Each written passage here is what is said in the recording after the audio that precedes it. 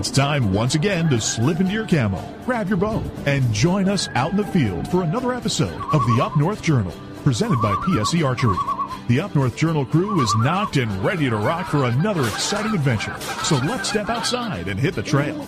This episode of the Up North Journal podcast is brought to you by PSE Archery, Carbon Express, Fourth Arrow Camera Arms, Wind Scent Hunting Sense, Killer Food Plots, Seeds, Supplements, and Attractants, Cabela's, Spot Shooters, Limb Walker Turkey Calls, Antler Action, Family Tradition Tree Stands, and Twisted Mind Bowstrings. And don't forget, you can catch us in syndication at 2 p.m. Eastern Time on goodtalkradio.com. Welcome back to another episode of the Up North Journal podcast, everybody. And we're sitting in the cabin, another glorious Sunday, and I'm wiped out, man. You are beat. I'm getting there. But I got my coffee. We got some coffee to make it through the show, and then I'll go crash. Yeah, right on. Is the basketball game still going on, by the way? I don't know. I want to go say yes. I think so. So everybody's watching. Obviously, you're not watching the basketball game, so thanks for spending time with us tonight. Spend an hour with us. We'll talk a little bit of some things we did over the weekend. We'll talk about a class you went to. Interesting. Yeah.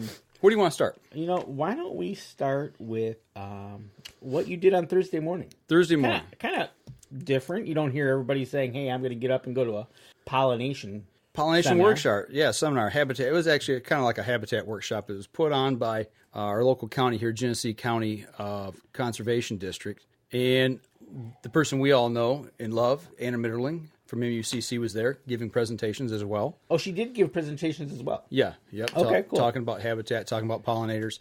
Basically, you say pollinators. What are you talking about pollinators? We're talking about bugs. We're talking about bees. We're talking about birds. Anything that helps pollinate plants and spread the pollen from one part of the plant to the other part to produce the fruit, right? What have you? And the big one you mainly hear about right now are the honeybees, and bees are on the decline. And yeah, it was a big topic.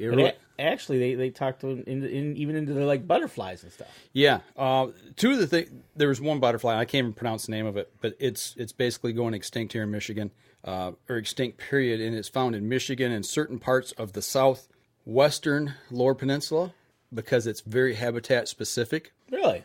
Which I found out yesterday, talking with Emily, the marketing directors at Cabela. Her brother actually works at Harson's Island. Oh, yes. He's the Harson's Island DNR wildlife specialist. Yes, wildlife guy. That's his office. Yeah, so I was talking with him about it, and he actually knows the lady doing some of that research. Okay. And he said, that butterfly, I can't remember the name of it, but it's very specific habitat for that butterfly to be able to exist. So as its habitat goes away, so does the butterfly. Right, and it's gotcha. Lower southwestern Michigan and in Canada, parts of Canada. I don't know where in Canada, but they're wanting to do some further research on it.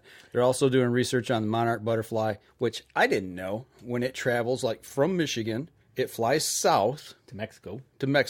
Yep. How long do you think that takes? As the butterfly goes, I'm thinking that's got to take a month or two. 3 years. 3 years. 3 generations, yeah. Really? Yeah, to make the trip. I can't remember if that's round trip or one way. If it's a one-way ticket. 3 years. Yeah, but it actually dies and reproduces and dies along the way. And how that generationally happens for that bug to get there and then get back to Michigan and know where to come back to is totally amazing. Yeah, absolutely. And the northern range is basically northern Michigan, maybe parts of Canada, but yeah. And then as far as north as they go. Yeah, pretty much. Really, and it takes 3 years. Wow. So they're having, obviously we're losing habitat for those, but the butterflies and the bees are the big ones that really work the habitat. Right, and the bees especially, they've been talking about the downward trend of the bees going on. Yeah. There was a beekeeper there. Yes, he is the main distributor for bees in Michigan. He is the guy. The bee king? Yeah, he gets the bees and distributes them to other beekeepers and sellers around the state. And he has on his website, he actually starts selling bees January 1st, and he said he was sold out by the 2nd or 3rd or 4th day of February. So a month. That, and I don't know what his limit or quota is, but that's kind of cool in a way. He told me how many millions of bees they were, but it was incredible. But he said that the United States, the lower 48, does not have enough bees in it to pollinate all of the almond trees, the almond crop in the state of California alone. That is an amazing fact. Yeah. So we're losing. He said last year we lost like 50% of what we had. So Do they know what they're attributing the downward trend of bees to? basically using herbicides, number one, chemical. Second thing is the mites. There's mites that kill them. I heard the big one was a mite thing going on. And it was killing them. I know people, obviously, with herbicides and people. But, it was like a little mite thing was getting at the bees. Right. And he said the common mistake most people make when you're doing a food plot and you want to spray it and you want to kill off the vegetation, round up whatever you're using, and you want to use that herbicide so you can, kill it out and then replant later. Right. He said a lot of common mistakes people make is they'll get 2 or 3 different chemicals to attack different plant varieties. Okay. And he's like, okay, bee friendly. Okay, so they're good for the bees. They'll dump them all together, and then they'll use that in one application. He says you change the chemical composition by mixing different things together. It becomes non-bee friendly. Bingo. Okay, I see how that's going. So, guys, if you're out there and you're spraying stuff in, whether it be a garden, whether it be your yard, whether it be a field for food plots. If it says bee friendly, just stick to that application at that time. Yep. Because once you mix them, it changes it. Yeah, it changes the chemical composition. Interesting. Yeah. That's really interesting. That so and then out at his place, which is right down the street. Yeah, it's as a crow flies from here. It's probably 10, 15 miles away, roughly. He gave you a number of how much honey his place produced last year. 52 tons. 104,000 pounds of honey. Yeah. It's a lot of honey. It's a lot of honey. Yep. And that's in 1 year. That's in one season, right? One season, yep. Wow. That's crazy. Yeah. That must be, I don't know how long they're seasoning for that to do that, but right. To me it seems like I'm going to say it's like spring, summer, and a little into fall, but that's some serious gathering and doing what they have to do to make it into honey. Right. Well, and we've thought about it. That was one thing my camp manager at our deer camp, we've been thinking about. We got food plots. We've talked about planting some different types of trees and things, and we're kind of rethinking all that right now at this moment. But overall, we're looking at, okay, we're planting all this stuff. How do we help nature? How do we help pollination? How do we make that stuff happen? We thought about bees, and it's like, okay, he said a basic beehive, a hive costs you about $400, the hardware and everything to make to have your a beehive. Okay. And then you take that and you put your bees in. These bees are about $120. And you got a beehive. The beehive lasts, pretty much forever if you take care of it. Now, the bees, on the other hand, if you're not taking care of it correctly. Now, you had an interesting point the other day. You asked me, well, do you need to collect all the honey? Yeah. Do you have to, if you're not into the honey side of collecting? He says what happens is the hive will split and you'll have a swarm. I do remember that. Oh, the hive will split off and yeah, or the whole hive. All of them. The box will split. No. The actual colony, the colony of bees will. Oh, swarm. they'll leave. Yeah, they'll just leave. Really? Yeah. It's like, okay, house is full. So you're basically cleaning house so they stay. Mm-hmm. Oh, I get it. Right. Now the question I have for you, probably the same question I had, and never got answered. Go ahead. Well, it has to do with, okay, so if you're thinking about putting them on the camp, right? Yeah. Let's say you've got a bee box out there. What can you do to stop the bears? Yeah, that was my question. Never did get it answered. Oh, really? Yeah, one presenter went to the next, and by the time we got to the very last one that was doing something on water, it was time for me to book and get to work. So I never did get my question answered. I've got the information to contact the guy, and I don't know that he would have the answer. I'm thinking you would have to get it off the ground. Well, we talked about suspending. Exactly. But the problem is bear climbs poles as well, whether they're wood or metal. We had, back when we could feed, before they changed the baiting laws, we had those feeders. Yep. Well, the poles were, 3-4 inches around. You had piping. 4 of them, and they'd climb up them and hit the spinner and knock stuff out of it, So a beehive would be nothing. Right. So, putting them on something suspended in the air, you'd have to get them up high enough where they couldn't get to it. But the other problem is them climbing. So I thought, well, what if you suspended it between 4 poles and had cabling to it, and you could raise and lower it? What I'm thinking is just like... but I don't know if the movement would bother the bees. Oh, okay. I don't know. I don't know an answer to that. My thought was kind of like what you said, was put it between 2 trees. Yeah. With a crank system. Yep. To let it down and. Yep. We used to do feeders that way a long time ago. Yeah, to keep them away from the bears, right? Keep them away from the bears, and it worked. It kept them away. Oh, did it? Yeah, it kept the bears away from it. See that's amazing. Because they couldn't walk a tightrope. Because well, they can in the circus, right? They can. They carry a little. But umbrella. that's the thing is something like that. Because if you say so for $150, right, get you a beehive. You do one a year, whatever it is, right. But then all of a sudden, Mr. Bear comes along and your bees split on you. You're kind of bumming. Yeah, well, then it's $120 to fill it again. You got to clean it, all that stuff. But depending on if he destroyed your beehive, because he's not. The bear. He's not going to politely take the top off and say no. No, he's not. But no. Yeah, there's a whole lot of different issues dealing with bees. I think in the northern regions, you'd have to talk to a beekeeper up there. They probably got. Oh, I'm sure they do. I know there's professionals that will bring their bees out to your fields. Mm-hmm. And, they'll drop off how many hives, and then they go on and all they ask is to come back and get the honey and to help pollinate the crops, pollinate your crops and everything. And then what happens is they come back, clean the hives. Yeah. And that's the way it works. And at the end of the year, they come collect them.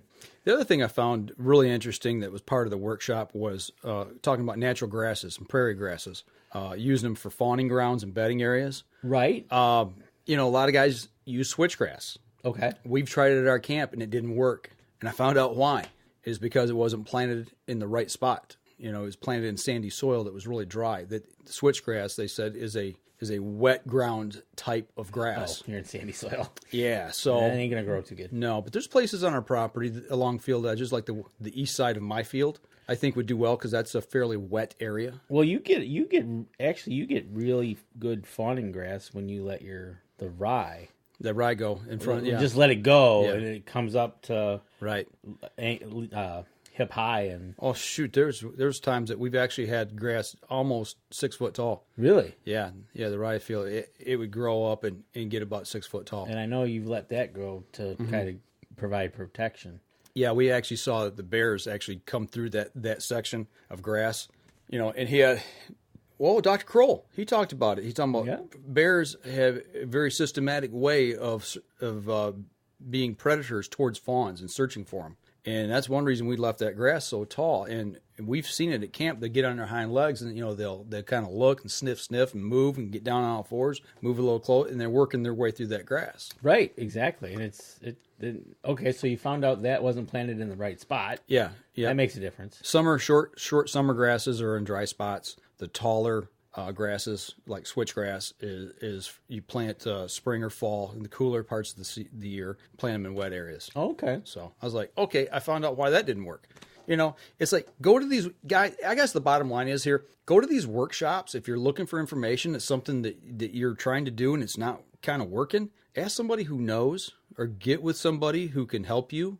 Right. There's plenty of people out there, that are willing to help. Exactly. Well, there's people willing to help. Come out and evaluate your property and help you with plans that way too. Absolutely. So. You can have wildlife management plans. Yeah. They'll come out, help you take a look at your property. Foresters. Yep. Foresters. Yep. Oh, yeah. And that was part of the DNR representatives were there, and they were talking a little bit. Some of them can come out and help you with certain things. But there's a lot of things you can do with grasses and with you're like wildflowers and milkweed. Why do I want to plant that? Well, it helps with pollination. Well, wildlife flowers, everything works in an ecosystem. Right. It's just not a bad thing. Yeah, it's like you don't want a whole food plot full of wildflowers, but there's a place for it. No, but if you have the edges, right? Yeah, there's a place for it. So you can move them. Yeah. So that was kind of the workshop in a nutshell. That's pretty cool. So something, especially right now coming into spring, as you think ahead. Sure. Why not throw some wildflower seeds out to. It helps the turkeys. It helps the pheasants. It helps all the critters out there. Right, and right now we're in that little bit of in-between time here before we get the things popping up and going green on us. Right on. So definitely. Well, I'll tell you what, we're bumping up here on our first break. Why don't we step outside? We take our first break. We come back. We had a couple questions thrown at us before the show talking about turkey calls, what to use, what not to use. And actually, I got a new call here that I want to show you guys. So we're going to step outside and take our first break. We'll be right back after this.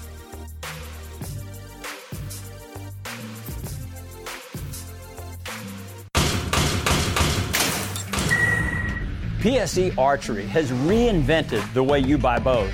From now on, you can make the most educated decision possible by basing your bow choice specifically on your shooting needs and goals. All you need to do is ask yourself, what kind of shooter am I? What do I want to achieve? PSE will help find the right category for you. So, what kind of shooter are you? Find out at psearchery.com. Killer Food Plots have been helping property owners for over 20 years create premier whitetail habitat. Whether replenishing your soil with their all-natural Organics Fusion pellets or planting a premier KFP food plot seed blend to help your deer rebuild their bodies through spring and summer while supplying the much-needed high energy during and after the rut, you can trust that Killer Food Plots family and their products will help your deer achieve their full potential.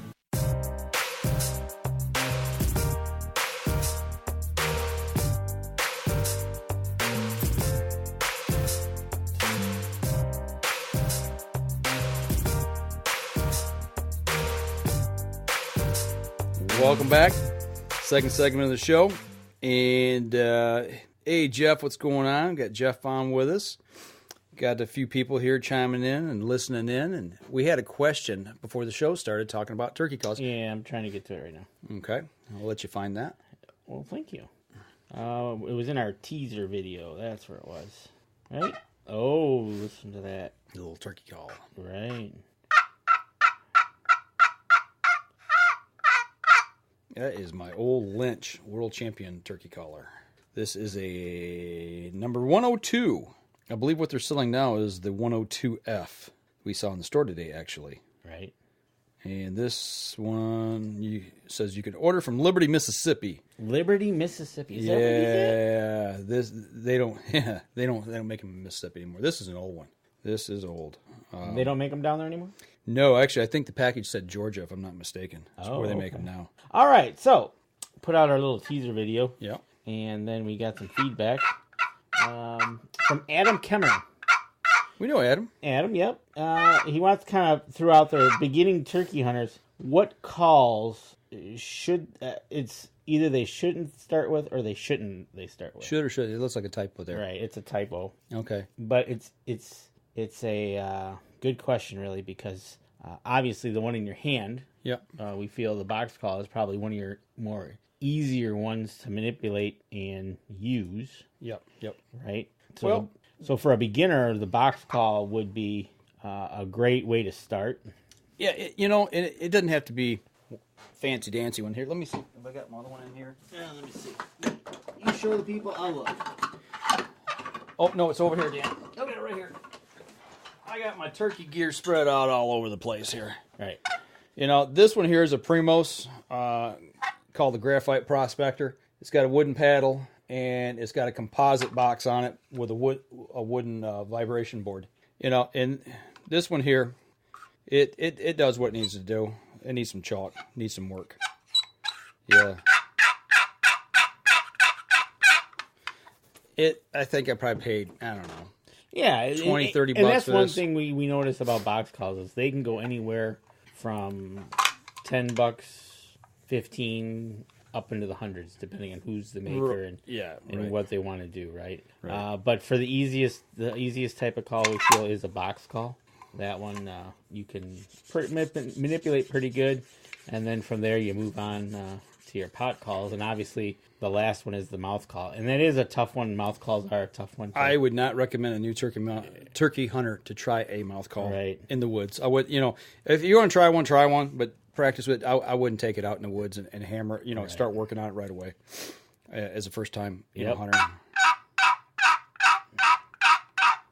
So that's all it is. It's just hand motion. Yep, that's all it is. You're getting the basics right off the bat of and it's pretty simple. It's right in front of you.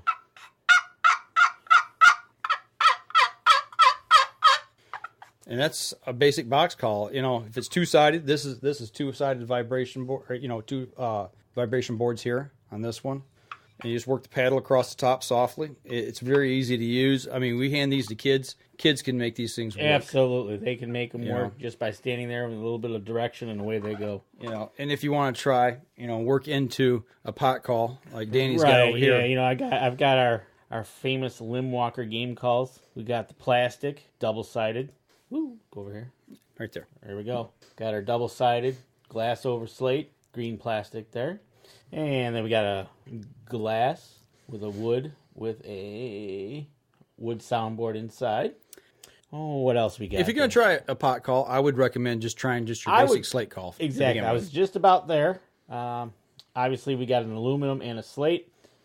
And let's go to this one because we think this one's probably about the easiest. Let's hear it, Dan. Is finding a striker. So here we got glass over slate. Let's play some slate.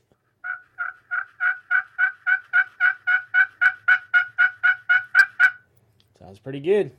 Do a little glass. Let's see what kind of difference we get out of it. Glass takes a little bit more attention to play. Yeah, I think the easiest is slate. Needs minimal movement. Takes a little bit of rough, not as roughing up like you do glass.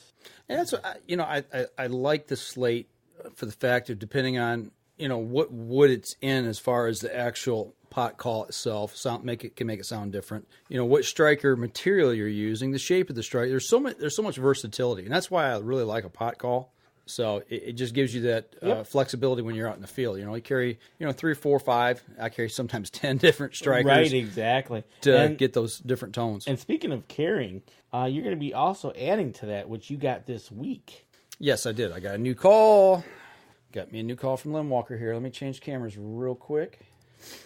Folks, he calls this his red slate. I'll call it my roll tide call. Look at that. That is beautiful right there. That is really? Red slate. And if you look real close towards the bottom, let me move my microphone over here. There is a streak through that. A vein. Yeah, a vein. I call it the winning streak. I love it. Really? But this is my roll tide call. Yes, sir. Yeah, it's your roll tide call. Now, I've been working on this a little bit and learning this. This is for... You've been working on it all weekend. Clucks and purrs, okay? I've never experienced a call with slate this hard. This is a hard slate surface. And then, he sent up this striker. This is a different striker. This is a cluck and purr striker, he called it. Yeah, and it looks like... I think that's... red cedar? Red cedar. If I'm not mistaken. Right. And the way Tim shows how to hold this is different. I'm going to... Here, you talk about it. The way we watched him on Friday nights on his show. That's how I normally hold it. Right. That's how you normally. But he holds it higher and different when he wants to. Kind of like this here. Right. So we're trying to mimic that, Tim. And so don't laugh at us. I'm probably going to butcher this thing, but right. You're basically dragging the striker across it. Yeah.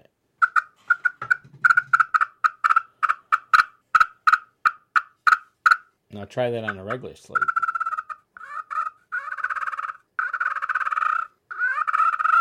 Yeah, just the strikers are per, and just the is that what he says? Okay. Per strikers. Okay. That's just red slate, not a roll tide slate. It's roll tide. It's my roll tide.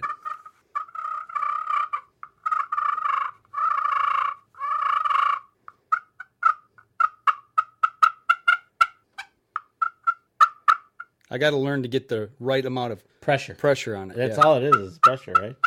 So, Tim, I know I'm not doing it justice. Yeah, that's why we watch your show on Friday nights, Tim. Yeah, so I can learn how to run these things. Right.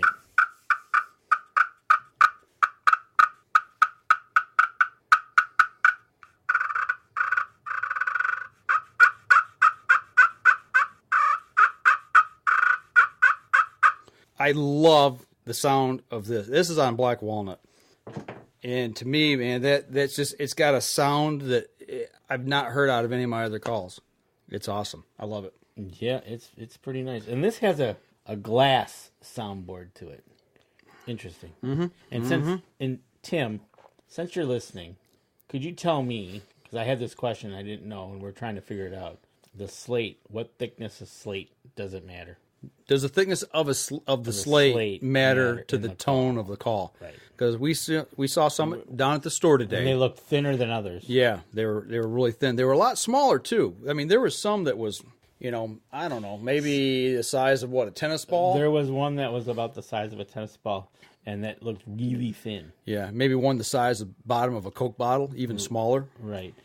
Tim says you're getting there with the sounds. Practice, practice. Yeah, well, I've been practicing. I've been practicing all weekend. I made everybody in the store mad up at the registers. Right. Because we spent 6 hours in the store today and yesterday both. But you know what? When we were running that call, we had a lot of people stopping and like, hey, what is that? They saw the color of it and they heard the sound. Like, what are you running? Right, exactly. And that was a lot of the questions we had from the adults, and that again, a lot of new beginners out there. And actually, we did give a card away. So, Tim, you might be looking. You might see somebody from Michigan getting a hold of you. Right, exactly. Hopefully they do. Yeah, it's real interesting to listen to the new guys and asking their opinions of what needing to be done and how to do things. But it was always fun. Then what we were there mainly was for the kids. Yep. Because we were giving away calls, and when the little boy tells you that his favorite show is Northwood's Law in Texas, the Texas Game Warden one, and Southern Justice, right? Yeah, yep. So he's really into that. So he was excited when he got to take home a game call. And, yeah. I thought he was going to fall over. Right, exactly. Like, this is mine. I get to keep it. Yeah, that's right. So that was fun, and watching him go off smiling. Yeah. But just knowing that he watches it was pretty cool. Just something simple, putting something in a kid's hand and letting them, spending time with them, helping them out, encouraging them, and teaching them something about the outdoors. I tell you what, you can't go wrong. And, that's kind of what we've always tried to do. But the way things are going in society, we need more people to step up and get out and teach kids and help kids and getting them out there, because otherwise it's a lost cause anymore. I'll tell you the truth. Right. What's been going on. Exactly. And to Tim answer our question, thickness and diameter can make a difference in sound. The thinner, the higher in tone. Okay, that makes sense. It does. So there you go. And that one, it wasn't no wider, or as round as a tennis ball. That was really small for you. The smallest one? Yeah. Yeah.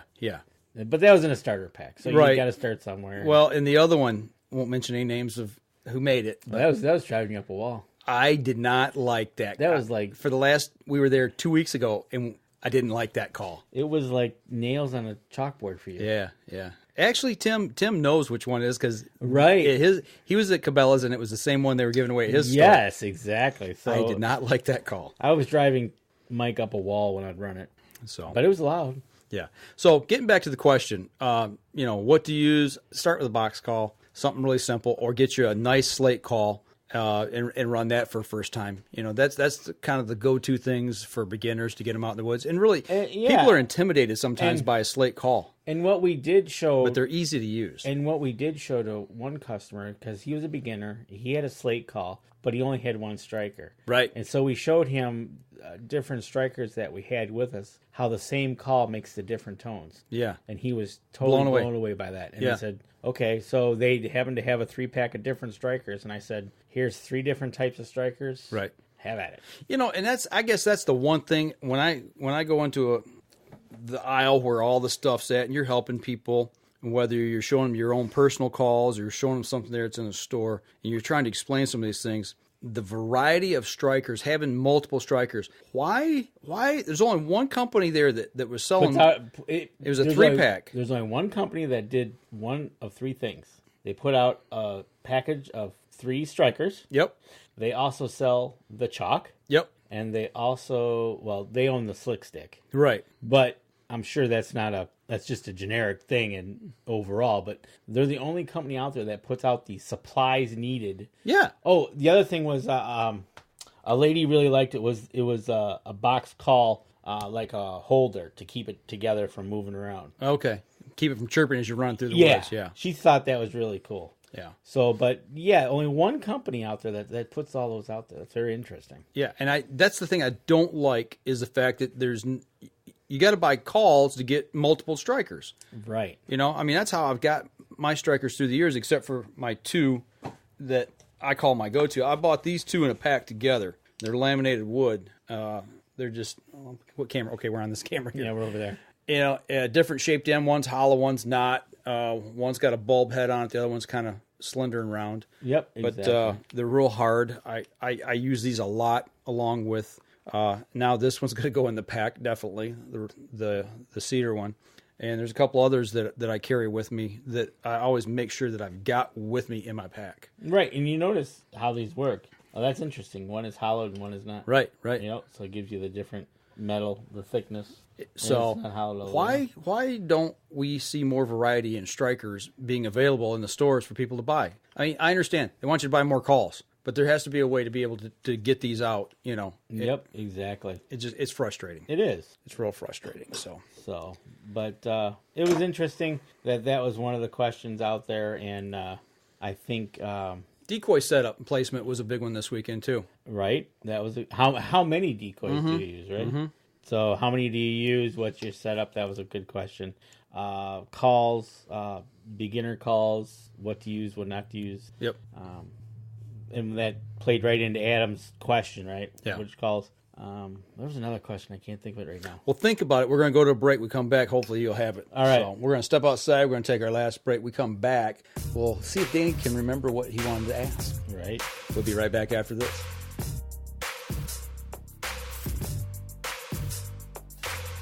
PSE Archery has always dominated the speed category. Now, the most revolutionary cam system ever to hit the market has perfected the shooting experience.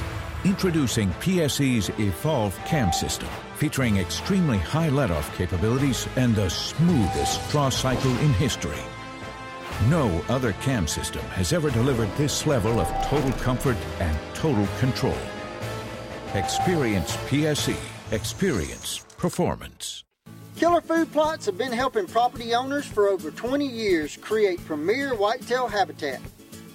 Whether replenishing your soil with their all-natural Organics Fusion pellets or planting a premier KFP food plot seed blend to help your deer rebuild their bodies through spring and summer while supplying the much-needed high energy during and after the rut, you can trust that Killer Food Plots family and their products will help your deer achieve their full potential.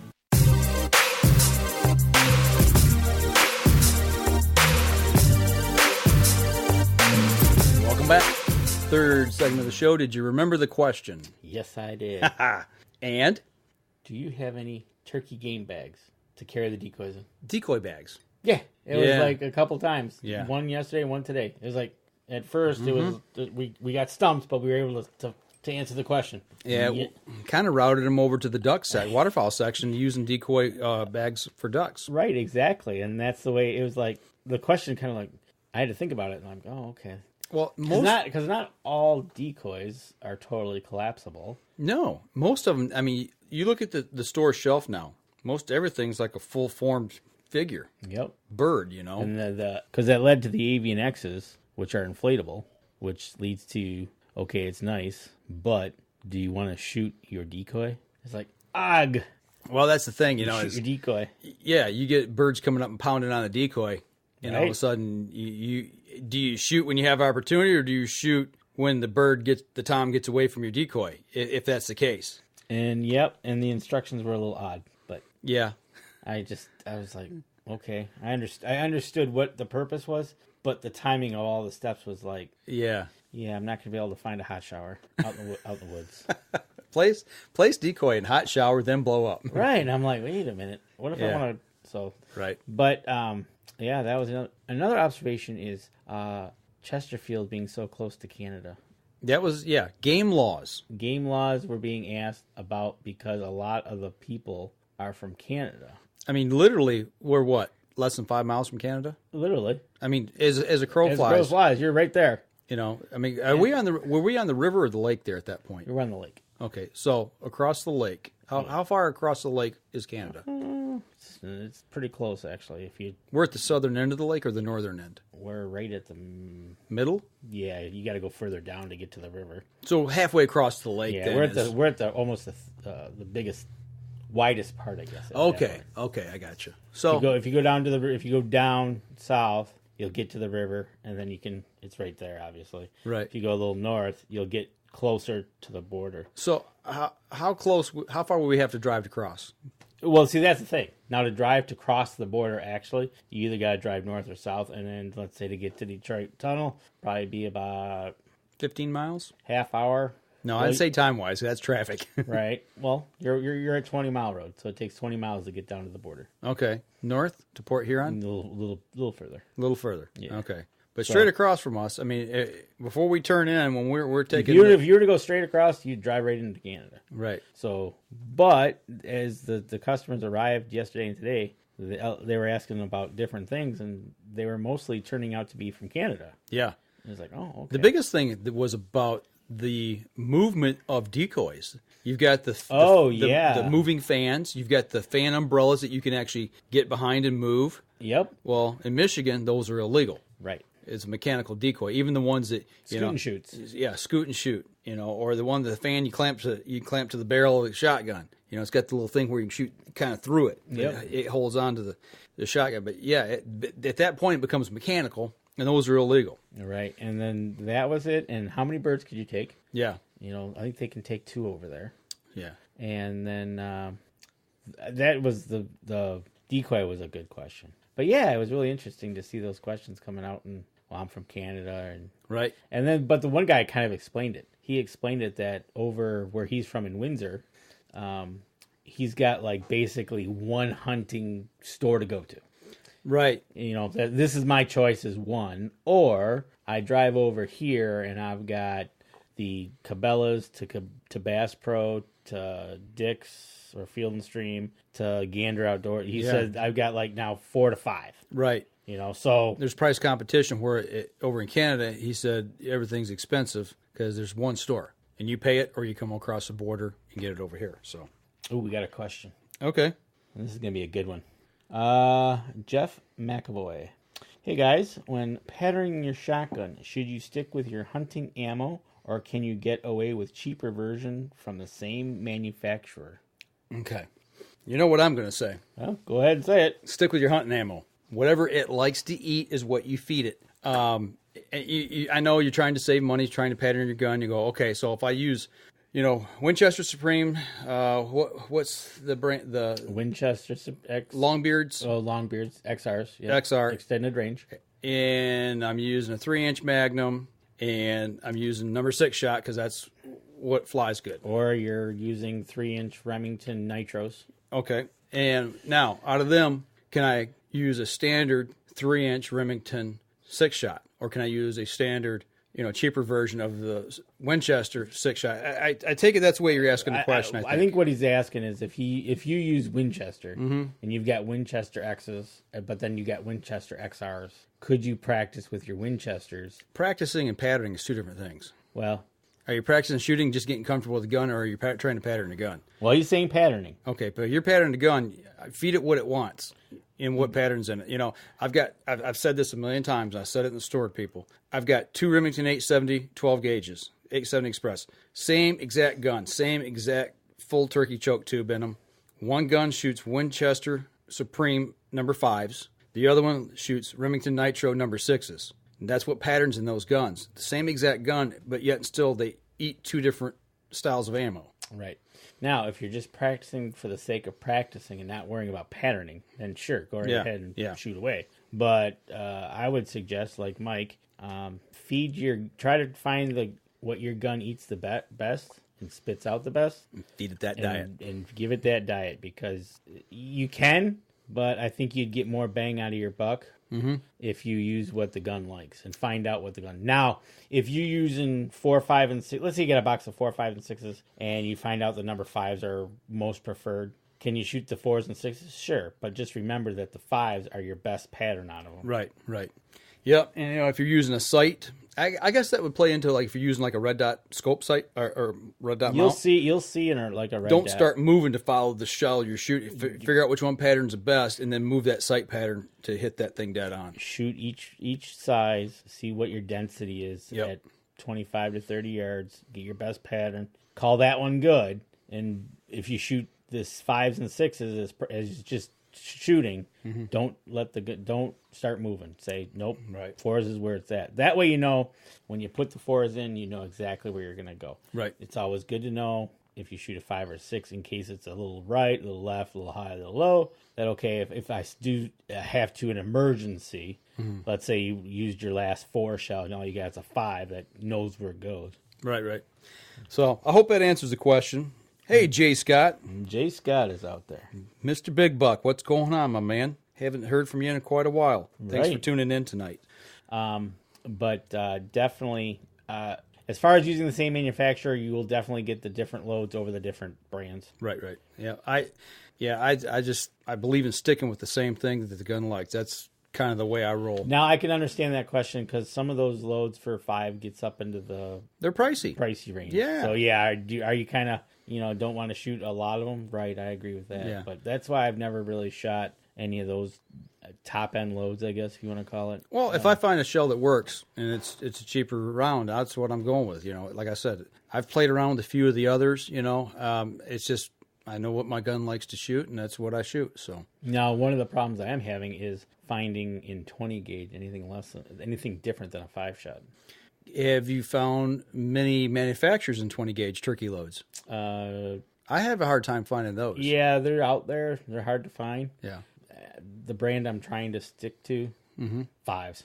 I found 6s is what I've ran across, but I haven't had to look for any in quite a while because the kids are all grown up now. Right. So my gun will eat 5s. Jay asked, "What's in season now in Michigan?" Love the cameras. Thanks, man. Appreciate it. There's not much in season right now. Actually, the only thing I think that was in season right now in Michigan was the Easter rabbit this weekend at Cabela's. And if you saw the picture on Facebook, you understand. Well, here you want to help them out there. Show them that picture. See, it was a nice time had by all at Cabela's that we got to sit down and talk with Mr. Easter Bunny. But then things got just a little bit evil. We got mischievous, and they didn't quite like this picture too much when they took it. They liked it. Well, the Easter Bunny didn't like it. He's got his hands up. Right, exactly.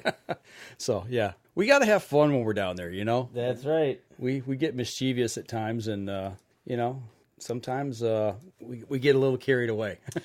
You got to break up the monotony. Right, so. But we knew who the Easter Bunny was, so right. He was willing to play along with our fun and games. But, yeah, there's not a lot, really, that's in season right now. No, not at all. There's some fishing out there, and there's some little bit of, I think, bunny, rabbit, coyote. I think squirrel season's ended. That ended the first week of March. 15th, we got bunnies now until the 31st. Yep, and then they're done till we start our turkey season, 3rd week of April. Right. And as far as coyotes go, is that all year? Coyotes are good all year, private land only. Groundhogs? Private land. Okay, so there you go. Raccoons, private land. Yeah, if they're about to do damage. And everyone I've seen is guilty of sin and they're about to do damage. But you did see a tick eater today. Did, yeah, we saw a possum, an old grinner. Yeah, surprisingly, it kind of shocked me seeing him in the middle of the day. We saw 2 turkeys today on the way to Cabela's. And I saw 2 turkeys on the way here. So they're out moving around. They're out moving around. The 2 turkeys we saw today this morning. Of the freaking highway. Dead middle of I-75 southbound. I don't know what they were doing. They're almost getting hit. That's what they were almost doing. You're right, they were. It was like, hello, move over. Right. So, but that was crazy. That's all we got going on right now. Until we're going to kind of shut it down for a couple weeks and start going after the turkey, and hopefully we have some success at that. Because I'd sure like to use this. I would sure like to use Tim's turkey sling, and that is for carrying your turkey out of the woods. Right there, you take that, wrap it around the head, wrap it around the feet, like that, and then over the shoulder. Carry them out. Keeps your hands free. Carry your blind, carry your chair, carry whatever else. Shotgun. Plus it gives you plus it gives you 2 hands free, which is nice because if you're walking out, and plus it's a nice bright orange. He also has them in pink too, so it's a bright color. So like me, being on private or state land, when I'm coming out of the woods, I like people to know I'm coming out of the woods. Right. Especially if you got a turkey wrapped around you. Yeah, absolutely. Yep. I don't need anybody shooting. So. Well, I tell you what, let's step outside, let's take our last break. We'll come back and wrap things up, and we'll talk about if we're going to do something next week, because next week is Easter. Yeah. And we need to kind of make sure that everybody is on track for what we got going. All right, we're going to step outside, take our last break. We'll be right back after this.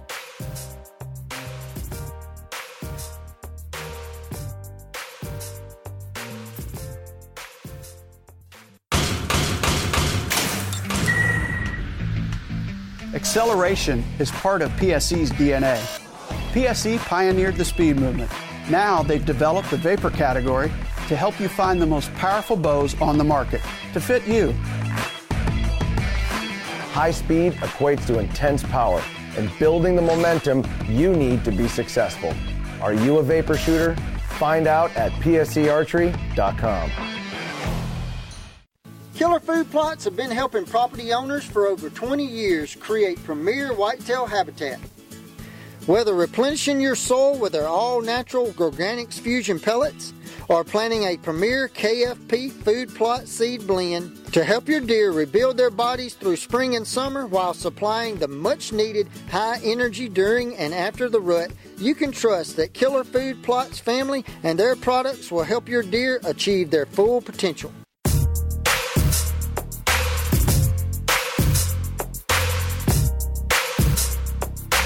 Welcome back, everybody. Last segment of the show. Yeah, last segment of the show. Just had a good week of Cabela's. You were at Pollination, which is kind of an interesting thing. I still think, I think when I'm going to plant this year, I think I'm going to try to get some packet of wildflowers, maybe put on the perimeter or something. Okay. Just to keep that in mind. It kind of. I'm trying to remember. Let me check after the show. I've got all the information. Actually, it's in my Jeep. On the types of forbs you want to plant to attract certain insects. And that's the other thing, it's like, okay, we want to plant flower. Getting back to the insects. What do turkeys eat? Insects. Bingo. It ends up being turkey food. Yeah. So, there's they can't get them all. Yeah, there's another reason to plant some of this stuff. It's not just for the deer. It's not just, because it looks pretty or whatever, or the pollinators and all that kind of stuff. I mean, like I said, it all works together. So it's important. Exactly. And like I said, it's an ecosystem, right? Yeah, absolutely. You use herbicides to kill something, but you're adding to grow something else. Right. And it's an ecosystem, and as humans, we can do a little bit to help out the world. Yeah, maybe think, okay, so you need to clear a field. Okay, you don't want to use Roundup on it. You don't want to use some other herbicide. Think about a prescribed burn, I went to a prescribed burn workshop and learned enough to know that I'm going to need help if I ever think about doing that. It's a task that's kind of daunting, but it's possible. Done right, it's a good thing. It puts nutrients back into the soil. And totally resets the landscape, right? It does, yes, absolutely. Because I've seen it done over here at the park. Yep. And after you go in there, it's black. And then it greens up just as like black that. As can be, charred. Mm-hmm. And then you give it a few weeks into the growing season, because if they're going to do one, they'll do it here soon. Right. And all of a sudden, within 2 weeks into May, when the weather's really starting to pop, it's green. Right. And they're talking about setting back grasses. Getting back to the summer grasses or the fall and spring grasses. It depends on what time of the year you burn. If you do a burn, whether it's in the spring or whether it's in the fall, it enhances certain things to grow and pop at certain times the way you do it. So, So those are some important things. I like I said, I recorded it all. Recorded all the audio. I've got the files. I need to kind of go back through, listen to them again, take additional notes. And it's a lot to take in when you're there for 3 hours and you're listening and trying to write down notes and everything. And, so that's why I record those. But yeah. Who's that put on by? That was put on by the Genesee County Soil Conservation District. Oh, okay. Yeah. All right, cool. So I didn't know who put it on. Yeah, actually, for those of you here in Michigan, there's a lot of them going on right now in the southern part of the Lower Peninsula. Check your county. Get a hold of those people and say, hey, do you have one of these coming up? I'm pretty sure it's a timing thing, so they'll probably start working their way up as the warmer. Yeah, I don't know. Maybe, that's the way I think of it. Yeah, could be.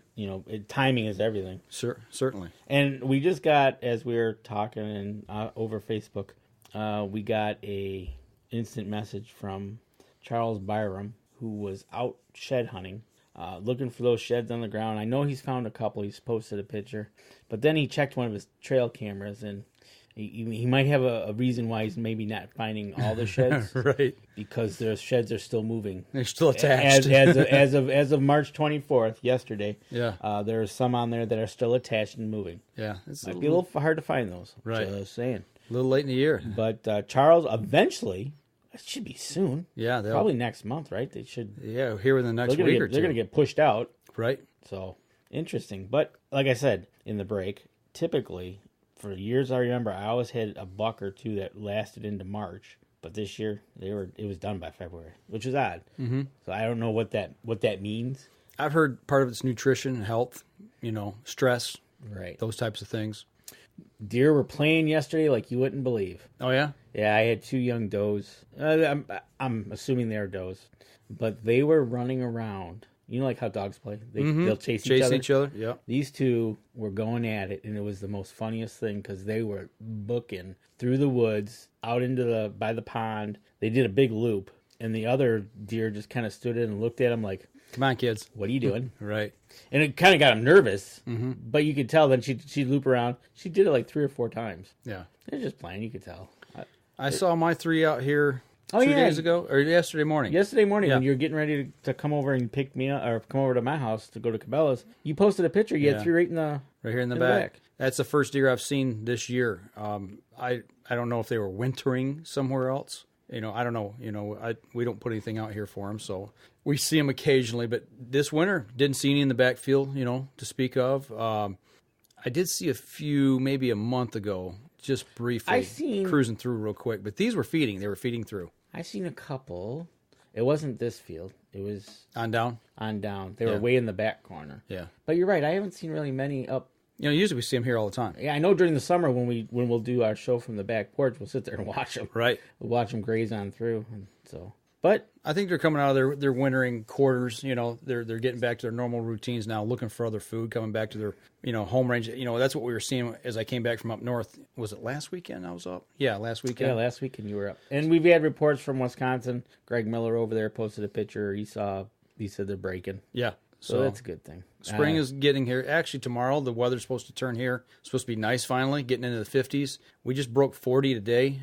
We haven't been above 40, 42 for the last 3 or 4 weeks. I noticed as I was walking up to your front door that the ice is hanging on for dear life. Yeah. Yeah, it's getting thinner, though. It's getting thinner, but it's hanging on. We got snow and ice in the front of the house because our house faces north. And as the sun is progressively moving and coming back to the northern hemisphere here, it keeps creeping that snow line back. But we still got a little snow in front of the house. So hopefully by the end of this week, the snow will all be gone. Better be. We'll be getting into Easter. Yeah, absolutely. Speaking of... if we do a show, we might do it on Saturday if we do a show. Yeah, it might be Saturday morning. If we do, chime in. Be ready. We don't know what time yet. We'll put a teaser out and let you know. If we do, we're going to ask you guys, if anybody has any questions, throw them our way. If you would like to come on the show, PM us and shoot us your contact and what phone number, and we'll call you. Contact and content of what you want to talk about on the show. Yeah. So we'll be the Easter bunny, and we'll bring the present to you. Almost like open mic night. Yeah. Have a little open mic on the Up North Journal. There you go. So, we'll see how that goes and how that plays out. Right, exactly. Other than that, it's going to be a good week, quiet week. Hopefully warming up. I kind of got a little bug for fishing. Having the fish fry there. Right, Cabela's. Yeah, they had the fish and chips. It might have only been cod, but that was good. It was good. It was really good. Speaking of the bug, I saw something today.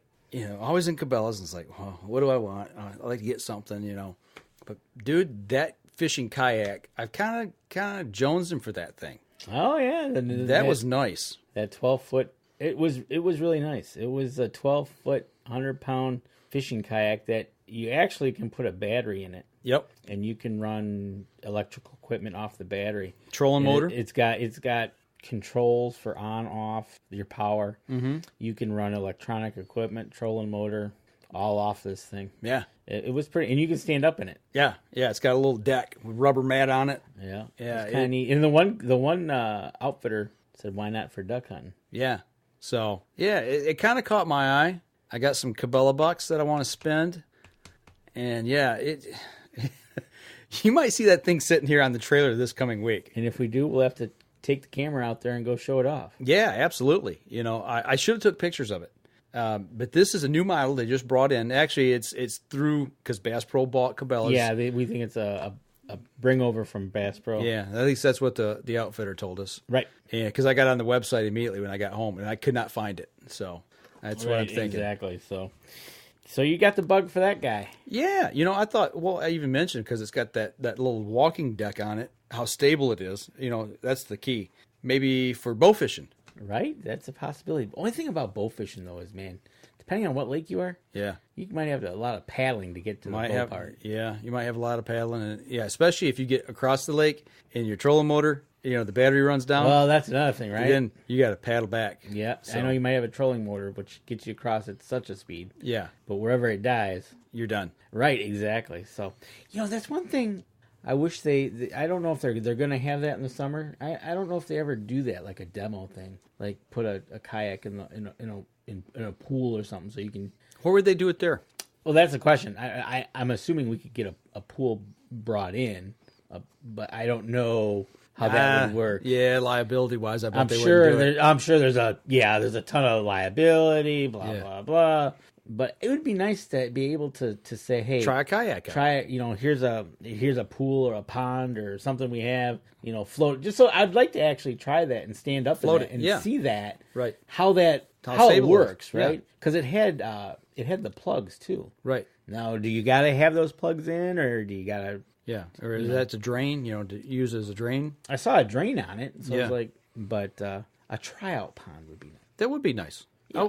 I wonder how close is the nearest boat launch, public boat launch? From there? Yeah. Oh, not far at all. I wonder if it's actually the road we go in on. Yeah. Just go straight 3/4 of a mile. There's a public access. Well, why couldn't you maybe have a demo day down there? Something maybe I'll talk to him about. Right, exactly. And actually, if you walk along that road right there, should be coming up. If we walk along that road, you used to be able to shoot carp in there. Okay. You used to carp hunt there. Carp hunt. I like that. So. All right. Let's get on it. Any questions? I don't see any questions. No. Kind of looks like we're wrapping up ship here. Yeah, let's finish this up and have a good week. Everybody have a good Easter. If we don't get on there, we'll have a good Easter, everybody. Have a good Friday. Have a good Friday. Yep. A happy Easter. Yep. And a happy Easter. Yep. And if not, we don't see you next week. We'll see you in 2. That's right. So we're going to sign off here on the podcast now. So everybody, hey, Charles is back on. Good deal. Thanks for tuning back in here. But we're going to wrap up the podcast portion. And if you're still on the live stream, if you got questions, throw them our way. So that'll do it for us this week here at the Up North Journal. And don't forget, you can catch us in syndication at 2 p.m. Eastern Time on goodtalkradio.com.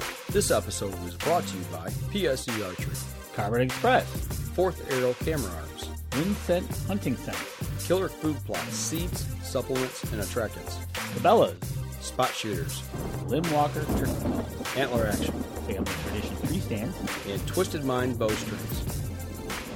Thanks for listening, and join us again here next week. Until then, remember, as we always like to say, if you're out on the water or in the woods, shoot straight and be safe. Until next week on the Up North Journal.